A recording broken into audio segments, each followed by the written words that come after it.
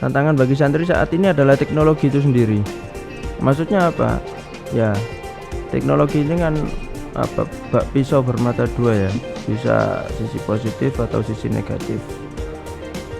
Prinsip yang ditanamkan oleh oleh Mbah Hasyim Asy'ari ya waktu itu ya, Al-Muhafadzah itu harus betul-betul dipegangi sih. Jadi memang betul-betul kamu hanya mengambil yang aslah.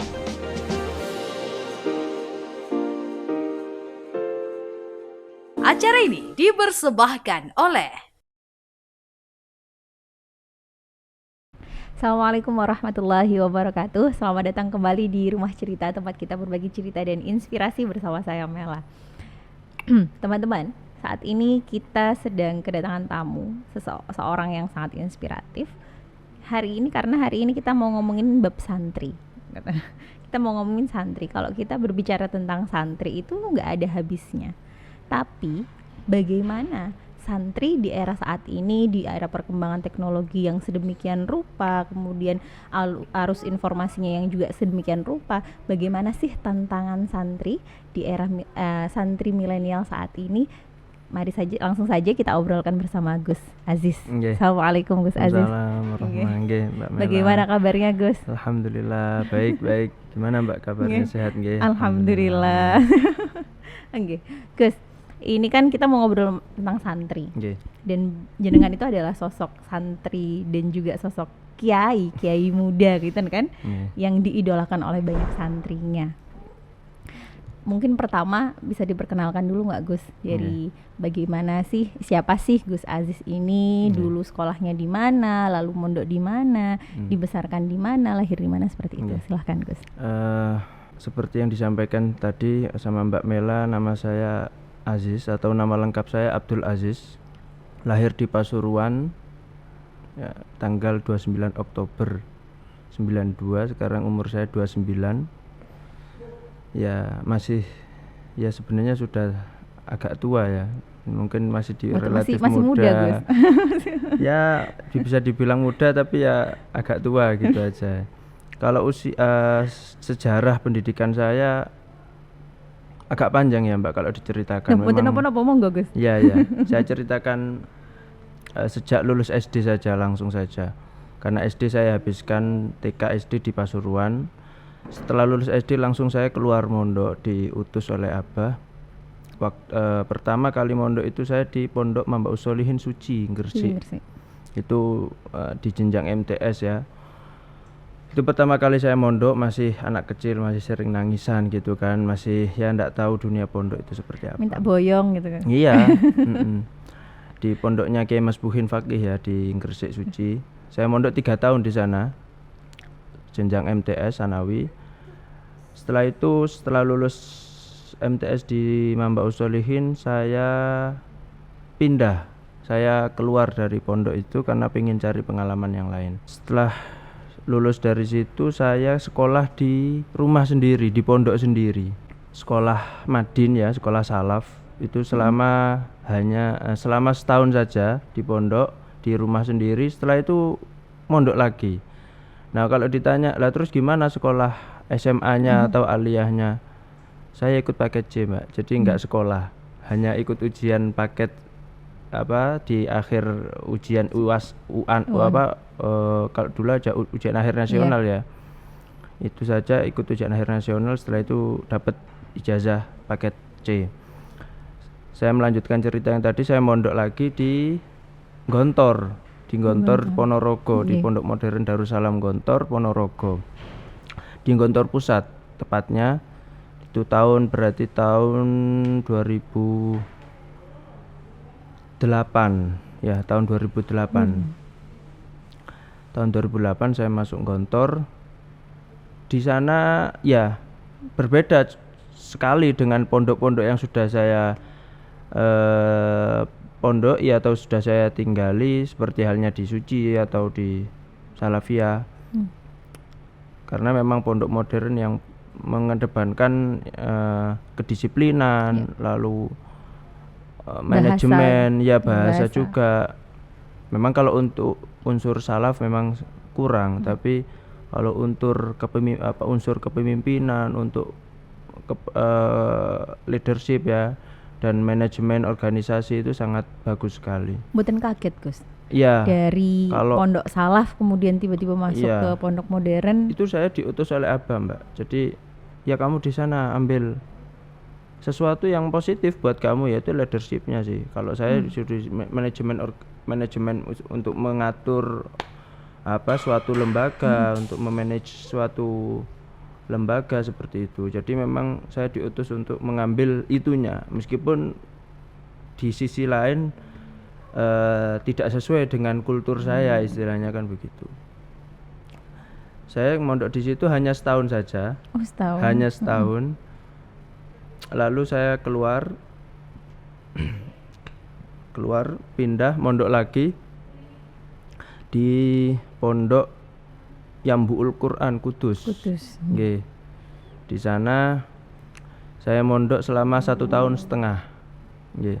Selama 1,5 tahun saja untuk belajar nggih.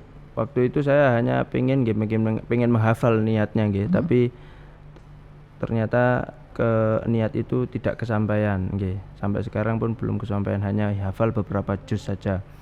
Tapi saya di sana dapat ilmu makharijul huruf, yang mana itu nggih sangat penting untuk kita belajar mengaji, membaca kitab, berbicara bahasa Arab dan lain sebagainya. Setelah dari Kudus saya 1,5 tahun di situ, pindah lagi, mondok lagi. Saya pindah mondok di Raci, di Pondok Darul Lughawat Dakwah, Pondok Arab ya, Pondok Dalwa, Pondok Arab. Jadi kalau dirunut dari awal saya mondok itu, pondok saya itu gado-gado, Mbak. Ya itu. Kalau katanya Gus Dur, kalau kata orang yang tahu saya, jenengan ini ngambil bumbu dari sana, bumbu dari sini, terus diracik jadi satu masakan yang kan? Iya. Meskipun mondoknya ya gitu setahun, paling banter 3 tahun. Ya. Jadi mengambil dari sana terus diracik, diramu jadi satu masakan, sesuatu yang yang berbeda ya. Saya terakhir itu mondok di Raci tadi, di Pondok Arab. Ya berbeda lagi dengan pondok yang selama ini saya tinggali gitu kan. Suasana jamaah kalau kita menyebut ya, kalangan habaib, jamaah Pondok Arab dengan bahasa-bahasa yang baru juga tentunya. Dan itu yang menambah wawasan, tentunya menambah wawasan berbicara bahasa Arab, terus ya mengkaji kitab-kitab yang lumayan tinggi lah dengan bahasa Arab tentunya. Itu juga menambah wawasan saya. Sebelum terakhir saya mondok di Indonesia ya di situ di Dalwa. Setelah itu saya keluar negeri. Okay. Setelah di Dalwa itu saya hanya mondok selama 9 bulan. Di Dalwa? Iya, di Dalwa. Di Dalwa saya hanya mondok selama 9 bulan. Setelah itu saya keluar negeri ke negeri Maroko. Waktu itu saya ikut program dari Kemenak. Kemenak itu waktu itu kerjasama dengan PBNU.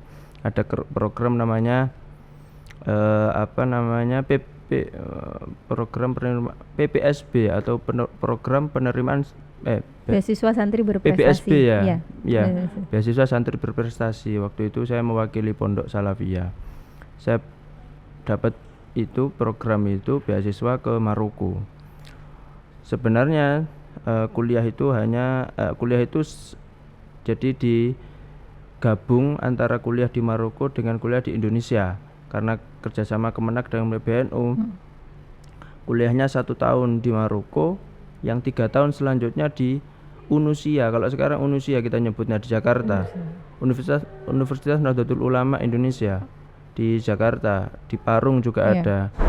Nah, dulu masih Stainu, namanya masih Stainu. Kalau di Surabaya kan ada Unusa itu. Ya. Kalau saya di Jakarta waktu itu di Unusia. Dulu masih namanya Stainu. Ya, mestinya saya setahun di Maroko melanjutkan di Stainu atau di Unusia itu di Jakarta. Tapi setelah saya pulang dari Maroko setahun, Abah bilang, "Wes ndak usah lanjut di Parung." Waktu itu kuliahnya di Parung memang. Di tempat Pak Imam Syafi'i, orang Kemenak Pusat waktu itu. Kuliahnya di Parung. Abah bilang wis ndak usah kuliah di situ, pindah kuliah lagi ke luar negeri lagi untuk kedua kalinya. Saya berangkat lagi ke Yaman. Ke Yaman. Berangkat ke Yaman saya kuliah. Nggih, beda kampus, beda kultur, budaya, semua beda. 100% karena Maroko itu negara berkembang, ya hampir maju dengan budayanya yang ya ke barat-baratan karena dekat dengan Eropa. Kalau Yaman kan kayak kolot begitu ya, kayak tradisional yang murni dan sebagainya. Saya di Yaman berangkat ya tahun 2013 waktu itu, tahun 2013. Nah, ketika dapat 2 tahun, kuliahnya mestinya 4 tahun sama dengan di Indonesia. Ketika dapat 2 tahun, perang bergejolak di Yaman. Perang bergejolak di Yaman. Akhirnya ya saya musyawarah, diskusi dengan Abah gimana ini. Saya mau diteruskan di sini atau pulang atau gimana. Abah bilang, mulai pulang aja. Kalau mau mati jangan di Yaman gitu katanya, bercandanya gitu. Mau mati di Indonesia aja.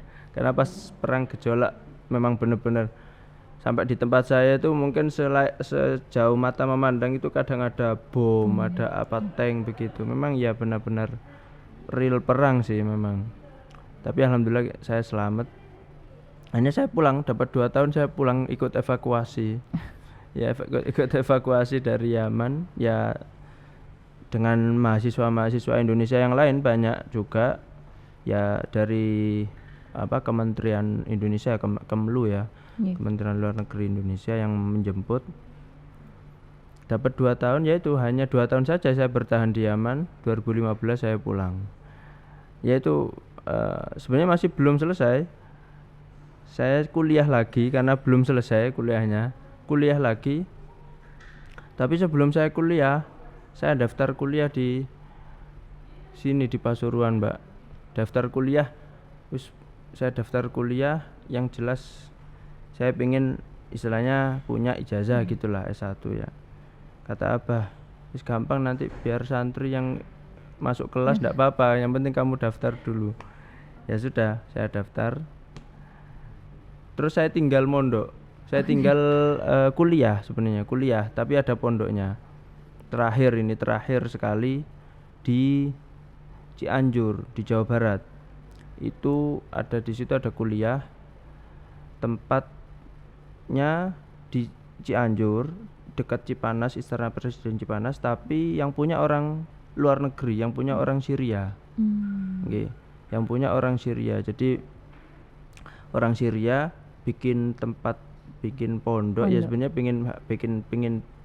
pingin bikin pondok, cuman dikasih masukan oleh temannya yang orang Indonesia, kalau enggak ada ijazahnya atau enggak ada lembaga formalnya enggak menarik sama orang-orang, apalagi tempatnya agak terpencil begitu. Akhirnya dibikinlah STAI ya, namanya STAI Imam Syafi'i di Cianjur, Jawa Barat. Saya kuliah di situ. Yang punya kuliah itu namanya Syekh Hasan Hitu, orang Syria. Saya kuliah di situ masuk 2015 akhir atau 2015, saya lupa bulannya. Belum sampai selesai karena di sana kuliahnya 5 tahun. 5 tahun untuk jenjang S1. Belum sampai selesai, dapat 3 tahun setengah. Saya akhirnya enggak merasa enggak mampu lagi untuk, mungkin usia saya sudah tua ya. Jadi maksudnya itu usia belajar maksudnya, Mbak. Sudah waktu itu saya keluar itu 2019. Usia saya 27 waktu itu. 2019. Usia saya sudah 27. Untuk usia belajar itu kayaknya sih memang sudah kelewat gitu ya. Enggak usia produktif untuk belajar gitu. Saya kayaknya karena di sana materinya itu ya hampir sama kayak di Timur Tengah, hanya tempatnya saja di Indonesia. Jadi menghafalkan kitab, mempelajari kitab, kayaknya saya enggak mampu lagi nih untuk melanjutkan. Saya sudah niat berhenti, ya sudah. Saya di sana dapat 3 tahun setengah, akhirnya saya memutuskan untuk keluar, berhenti Boyong. Dan ya itulah akhir dari sejarah panjang pendidikan saya.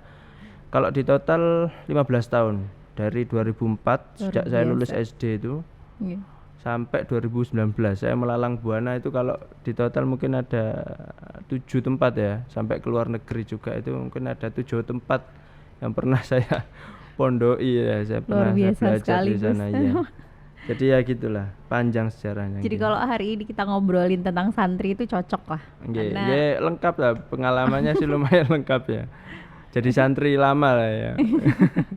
Jadi suhunya santri kan gitu kan. Ya sampai sekarang masih santri ya. Santri senior tapi ya. Sekarang kiainya santri kan gitu. Enggak Gus. Kan kalau kita menilik sejarah nih Gus. Peran santri di Indonesia ini besar sekali. Dari zaman kemerdekaan, bagaimana kemudian muncul resolusi jihad seperti itu kan, peran santri ini sangat besar sekali. Dan kalau seperti tadi saya sampaikan, kalau kita berbicara tentang santri itu memang nggak ada habisnya, banyak sekali yang bisa kita sampaikan. Nah, di era saat ini di mana arus informasi itu berkembang dengan sangat pesat, teknologi juga berkembang dengan sangat cepat. Apa sih Gus tantangan bagi santri saat ini? Tantangan bagi santri saat ini adalah teknologi itu sendiri. Maksudnya apa? Ya, teknologi ini kan bak pisau bermata dua ya. Bisa sisi positif atau sisi negatif, tergantung memakai teknologi itu seperti apa. Nah, santri sebenarnya ya kalau zaman dulu itu kan sebenarnya harus dijauhkan dulu dari yang namanya teknologi untuk tidak mengganggu proses belajar mengajarnya, mengajar dia gitu. Tapi zaman sekarang ya memang banyak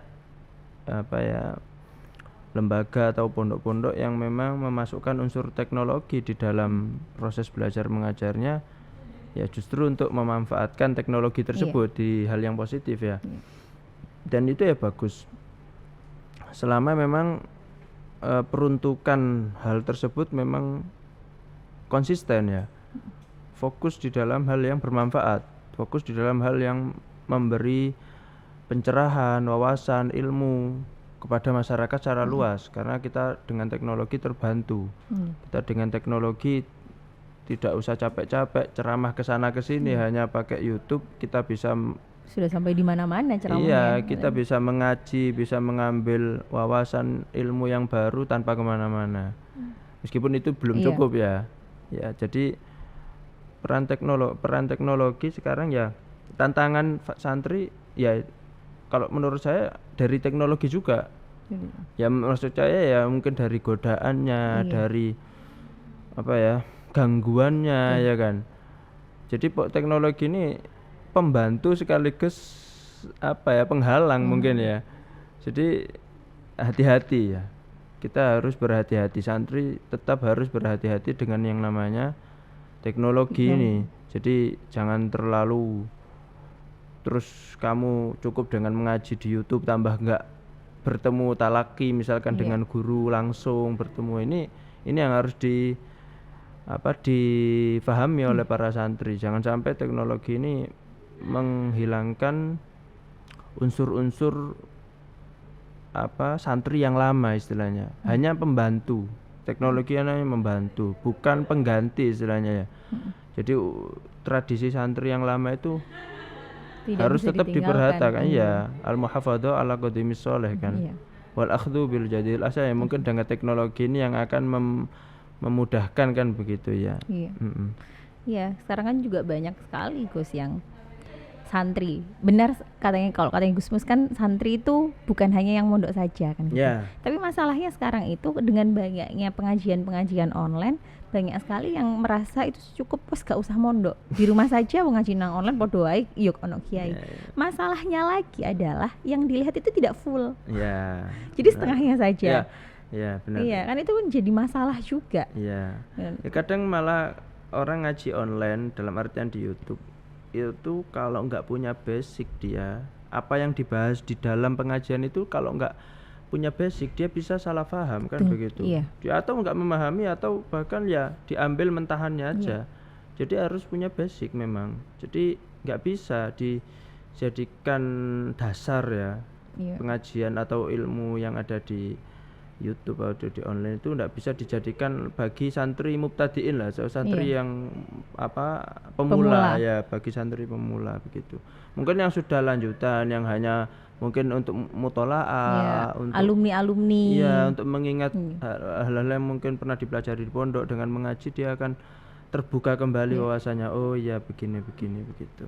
Atau untuk pengembangan bisa, untuk pengembangan, untuk mencari sesuatu hal yang baru tapi dia tahu asasnya, dia tahu dasarnya. Tapi untuk mengembangkan mungkin dia butuh bantuan dari orang lain untuk memberi wawasan yang baru itu ya, wawasan yang berkembang dari apa yang dia tahu sebelumnya begitu.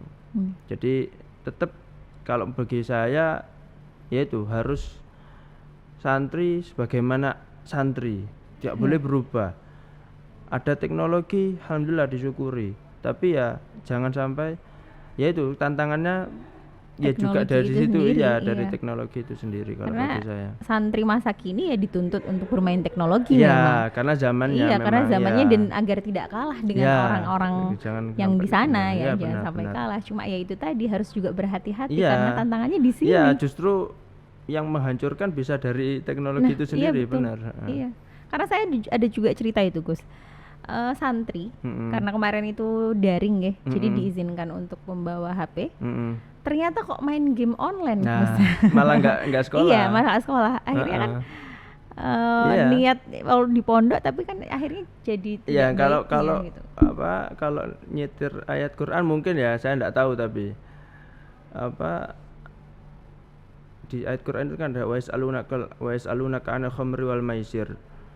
Para orang kafir Quraisy itu bertanya kepada engkau ya Muhammad tentang khamr dan maisir, judi. Apa lanjutannya? Qul fihima itsmun kabir.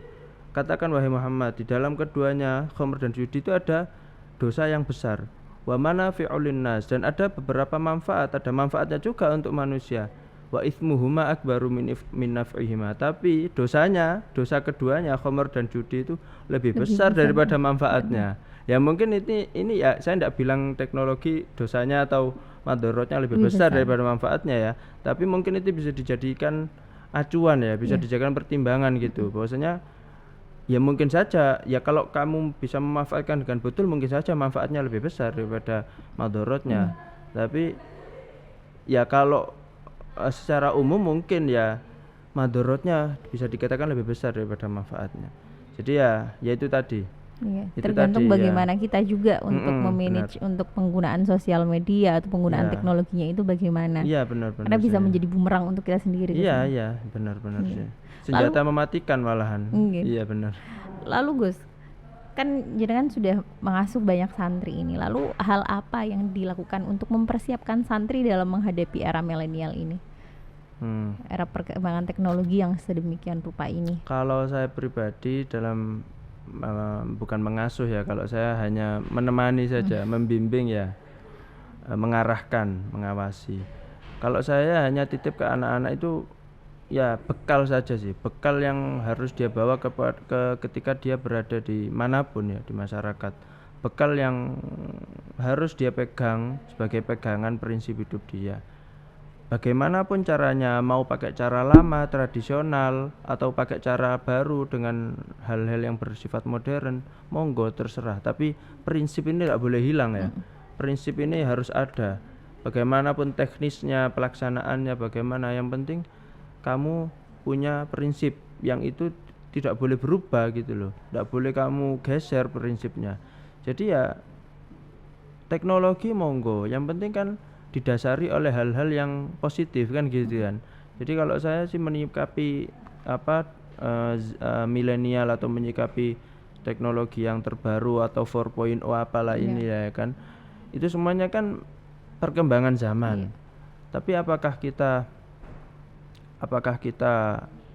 ya memang kita harus mengikuti, apakah kita diwajibkan untuk sama dengan mereka yang menciptakan teknologi, dalam artian mungkin mereka tidak mempertimbangkan urusan pondok, santri, belajar dan mengajar. Mereka hanya menciptakan teknologi sebagai alat bagi manusia yang berkemajuan dan peradaban ya istilahnya. Jadi kalau santri memang mau berteknologi, mau menggunakan teknologi, gunakan dengan ilmu istilahnya ya, gunakan pakai ilmumu, jangan gunakan dengan nafsumu apalagi, atau dengan akalmu yang kosong, dalam artian tidak punya pengetahuan wawasan yang seberapa gitu ya, yang bisa mengimbangi teknologi, arus teknologi, karena harus diimbangi. Ilmunya harus lebih tinggi dari teknologinya. Iya, dari alatnya. Kalau enggak dilindes, nanti dikalahkan, dia akhirnya habis. Akhirnya ilmunya enggak kepake lagi, akhirnya dia fokus menggunakan teknologi ini untuk menghasilkan uang, mungkin untuk menaikkan pangkat dia, menaikkan nama dia, mungkin tanpa mengindahkan hal-hal yang mestinya dia lakukan sebagai santri ya, kalau dia memang santri ya. Jadi prinsip itulah, harus punya prinsip ilmu. Harus punya ilmunya. Maksudnya ilmu bukan ilmu menggunakan teknologinya, tapi ilmu yang mana tidak boleh dia tinggalkan sebagai seorang santri, sebagai seorang muslim. Bagaimanapun cara hidupnya, mau pakai teknologi atau mau pakai cara kolonial istilahnya, ke cara lama, enggak apa-apa, terserah. Yang penting prinsipnya harus ada, harus punya pegangan lah gitu ya. Apalagi yang sekarang tuh yang lebih menakutkan, internet ini kan kita tanpa filter nih Gus. Ya benar. Yang bisa diakses berbagai macam. Ada filternya pun, nanti ada hilahnya, ada strategi untuk celah untuk nggak masuk lagi ya, benar. Iya, soalnya saya dulu pernah di pondok ini kan di ini ya, diprotek gitu kan internetnya, biar tidak bisa akses ke macam-macam gitu. Jadi bisa aksesnya cuma di websitenya sekolah saja. Tapi teman-teman itu tahu caranya bagaimana untuk ngakali itu, biar bisa tetap untuk akses yang lainnya gitu. Bener. Kan ini kan berbahaya sekali. Jadi kira-kira bagaimana Gus? Maksudnya kan pesantren, pondok itu kan juga harus mendukung, harus memberikan dukungan. Bagaimana supportnya? Bagaimana dukungannya pondok bagi santri-santri ini dalam agar ini loh bisa diarahkan oleh pondok, tidak diarahkan oleh yang lainnya. Jadi pondok benar-benar mengarahkan santrinya di fasilitasi ini, maka kamu harus anunya ini gitu kan. Ya, kalau mengarahkan ya pastilah Mbak. Mengarahkan kita memberitahu mana yang baik, mana yang tidak baik, kan kita pastilah memberitahu. Di sekolah juga dikasih tahu kalau pakai misalkan teknologi, misalkan pakai laptop ya hanya untuk hal-hal ini saja, tidak boleh yang lainnya. Pasti kita arahkan. Tapi ya memang namanya anak muda, apalagi istilahnya anak sekolahan, apalagi dia kayak liburan sekarang gini, dia pulang kan pasti ketemu orang bebas ya, orang umum lah istilahnya. Berbeda pengawasannya dengan di pondok. Jadi kita enggak, apalagi teknologi itu secepat kilat gitu loh. Informasinya cepat kilat. Jadi kita enggak bisa namanya mencegah, gimana kita ya ada batasnya lah gitu. Bahkan di pondok pun ya kecolongan juga bisa, bahkan ya apalagi di rumah. Orang tua juga ya yang mengawasi betul ya alhamdulillah, apalagi yang enggak mengawasi tambah. Alhamdulillah. Makanya kembali lagi tadi itu, tantangan teknologi itu tantangan terbesar justru sebenarnya. Kalau dimanfaatkan ya mungkin jadi hal yang bermanfaat betul, tapi kalau menurut saya sih lebih besar madorotnya ya. Saya bukan menganaktirikan teknologi, saya suka dengan. Tapi ya gitu, nafsu kita harus dijaga sih. Ya, nafsu kita harus dijaga dalam artian ya itu tadi, kalau punya ilmunya, punya tata caranya, dia nggak akan kelewat batas lah ya. Ya betul Gus, itu nafsunya harus dijaga, nafsu biar nggak terus menerus. Karena kan kalau kita sudah terlanjur main HP udah lupa semuanya. Benar. Takutnya malah waktunya ibadahnya kelewat. Waktu apapun mungkin waktu mengurus diri mungkin kelewat ya. Akhirnya hanya fokus bermain HP, mungkin lupa mandi sampai 2 hari, sampai seminggu lupa makan, lupa tidur, lupa membantu orang tua ya kan. Apalagi beribadah tambah gitu kan. Jadi ya memang kalau sama saya sih berdasar pengalaman ya, bukan hanya mungkin ya, tantangan lebih beratnya malah yaitu dari teknologi itu sendiri malahan. Kalau kan ada yang positif, oh itu alhamdulillah itu sangat baik. Tapi kejadian yang lain di sisi lain yang madorot juga lebih banyak kan Iya. begitu. Kalau saya pandangan saya sih Iya.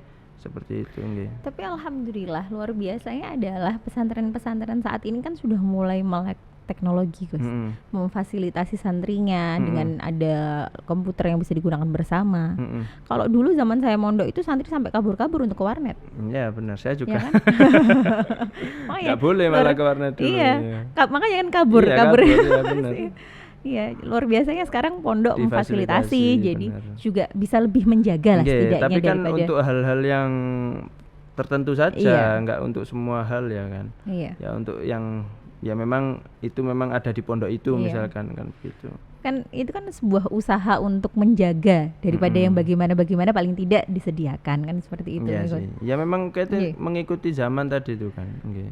Karena memang wajib mengikuti zaman karena kalau nggak gitu mungkin kita umat muslim yang ditindas gitu Iya, kan. Umat betul. muslim yang akan tertinggal dan tertindas dianggap kaum kolot dan lain Iya. sebagainya. Bukan masalahnya itu umat muslim itu menjaga sebenarnya kan, menjaga biar ndak tercampur atau terjerumus ke Iya. dalam hal-hal yang madorot Iya. gitu, yang berbahaya. Bukan Iya. masalah kolot atau enggak gitu kan. Tapi karena kita memang orang yang hidup di zaman sekarang, di zaman akhir Iya. ini dan sekitar kita berkutat dengan hal itu, maka mau ndak mau kita juga berperan ikut di pusaran itu gitu kan.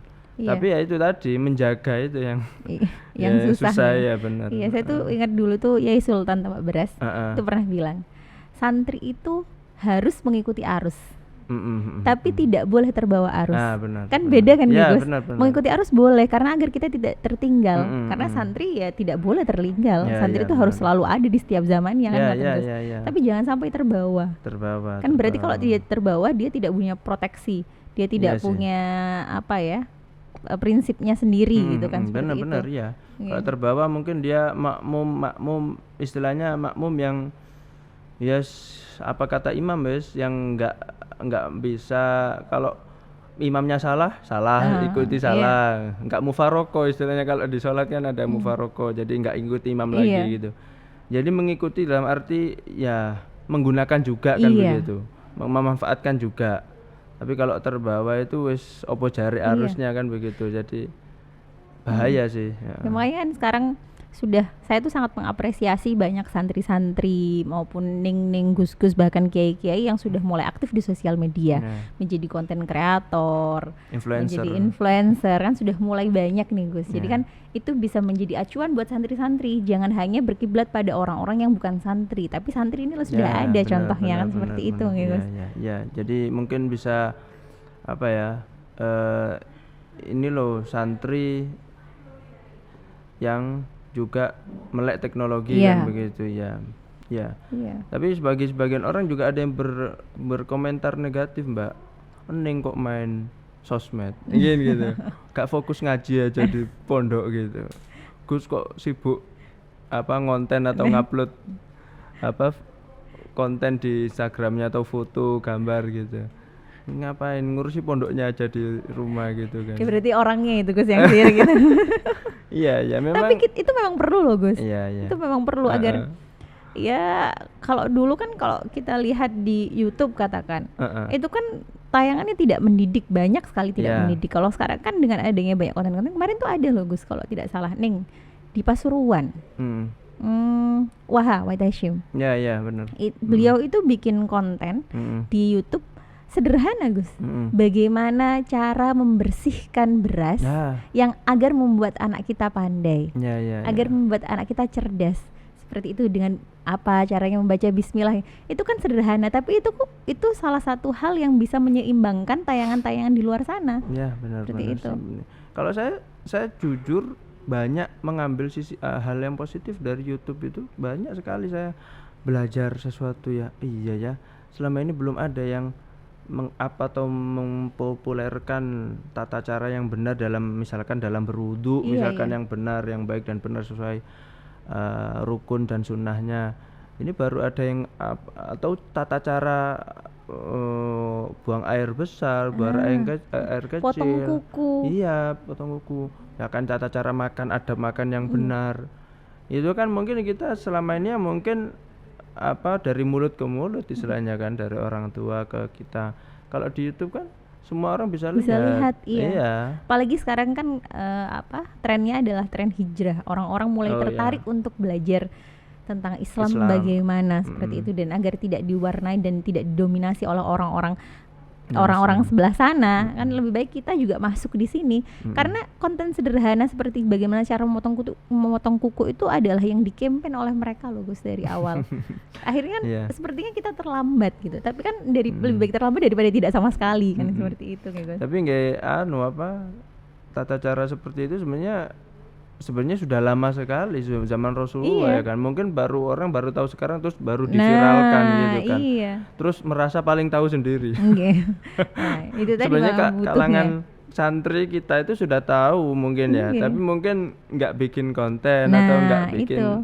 Karena kan memang dibutuhkan santri ini untuk mulai muncul di dunia konten kreator, untuk mengimbangi mereka agar ya bukan hanya mereka yang jadi idolanya para umat muslim ataupun remaja-remaja hijrah saat ini, tapi di sini juga ada santri-santri loh yang bisa dijadikan idola kan gitu. Ya mungkin santri itu kelemahannya mungkin nggak bisa mungkin misalkan bikin vlog atau bikin video YouTube itu mungkin kelemahannya itu nggak bisa ngedit atau nggak bisa bikinnya. Kan kalau mereka itu keunggulannya itu mempercantik itu gampang gitu, menarik viewers maksudnya dengan videonya meskipun sederhana. Mungkin ya kebutuhan kayak kamera dan lain sebagainya itu terpenuhi, dalam editingnya bisa. Kalau santri kan mungkin kolot, ya saya tahu tapi saya nggak tahu gimana caranya untuk bikin video seperti ini, itu nggak tahu. Tapi gitu. Sekarang sudah banyak Gus yang muncul nih santri-santri sudah. Kalau ada alhamdulillah. Pondoknya sudah memfasilitasi juga untuk santrinya untuk mulai aktif di dunia konten kreator. Tapi gitu lebih maju yang kaum sebelah. Waktunya kita mengejar gitu. Berarti kalau menurut Gus Aziz nih, bagaimana cara kita mempersiapkan santri untuk menghadapi era ini? Kalau tujuan kita untuk dalam arti mempersiapkan santri yang melek teknologi, betul-betul melek memang, atau yang mampu menghadapi era digital ini. Kalau menurut saya sih, tetap ya tadi prinsip yang ditanamkan oleh Mbah Hasyim Asy'ari ya waktu itu ya, Al-Muhafadzah itu harus betul-betul dipegangi sih. Jadi memang betul-betul kamu hanya mengambil yang aslah. Hanya mengambil yang aslah saja, yang tidak aslah tidak usah diambil, kan begitu. Yang lama dipertahankan, yang aslah, yang lebih bagus, yang lebih manfaat diambil. Tapi yang tidak buang, ditinggalkan. Ya, jadi santri kalau sekarang dipersiapkan untuk era digital seperti ini, ya memang ya diajarkan pastinya ya kan. Kalau nggak belajar gimana bisa menghadapi era seperti ini? Ya tetap dia harus belajar, tahu gimana caranya misalkan bikin video dan lain sebagainya, editing dan lain sebagainya, mungkin misalkan fotografi atau apa. Ya dia harus belajar sih, harus sekolah tetap. Ya itu karena al-aslah, yaitu mengambil dengan yang lebih manfaat untuk umat kan begitu. Tapi sisanya yang ndak al-aslah ya ndak usah diambil ya. Dan jangan lupakan prinsip dasarnya dalam.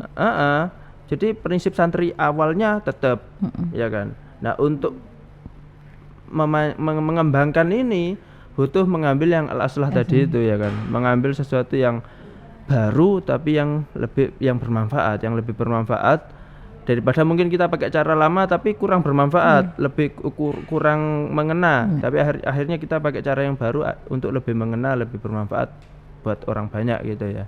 Jadi ya mungkin tetap prinsip itu yang harus dipegang oleh kita semua umat kaum santri, bahwasanya bukan al-akhdhu bil jadid ya, bukan mengambil dengan sesuatu yang semua yang baru kita ambil, kita pakai semua, enggak. kita pilih lagi, kita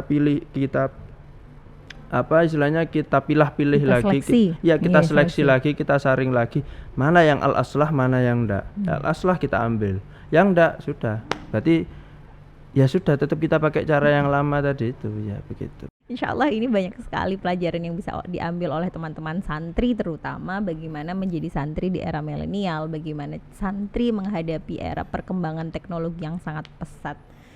Yang Ya, bisa saya ambil dari obrolan, yang banyak sekali yang bisa saya ambil dari obrolan kita hari ini, tapi yang saya highlight di sini adalah bagaimana santri menghadapi era milenial, menghadapi era kemajuan teknologi, terus perkembangan internet yang sedemikian rupa adalah dengan jangan lupa untuk selalu menjaga atau mempertahankan prinsip-prinsip kesantrian ya, yang sudah lama. diajarkan oleh pesantren-pesantren kita. Ya, Tapi kita juga bisa mengambil sesuatu yang baru asalkan itu bagus, ya. itu baik untuk kita ambil. Ya, asalkan lebih bermanfaat Lebih untuk bermanfaat. ya, untuk kita Karena sendiri. santri juga perlu untuk mengikuti perkembangan zaman, tapi Benar, jangan benar. sampai itu terbawa arusnya Iya, zaman. kalau nggak ada tujuan lah mending nggak usah lah. Iya. Iya. Kalau hanya ingin ikut-ikut lah maksudnya. Nah, Kan banyak yang hanya ingin ikut-ikut Betul, sekarang, Mbak. iya. Hanya bikin konten apa TikTok apa Iya. itu kan. Hanya pengen ikut-ikut aja. Betul. Tapi nggak tahu manfaatnya apa faedahnya apa, isinya apa. Hanya Betul. pengen ikut, itu jangan. Oke. Iya benar. Ya betul. Oke, terima kasih Gus Iya, Aziz iya. hari ini. Terima kasih sekali Iya, sudah sama-sama. ngobrol di rumah cerita hari ini. Terima kasih juga buat teman-teman semua yang di rumah sudah menonton rumah cerita hari ini, dan jangan lupa untuk selalu menonton rumah cerita setiap hari Ahad jam 2 Gus Nggih. di YouTube channel Nggih, TV 9 nanti saya- nanti Siap, saya tonton. di-share juga Gus. Siap. Terima kasih teman-teman semuanya. Sampai jumpa dalam rumah cerita selanjutnya. Assalamualaikum warahmatullahi wabarakatuh.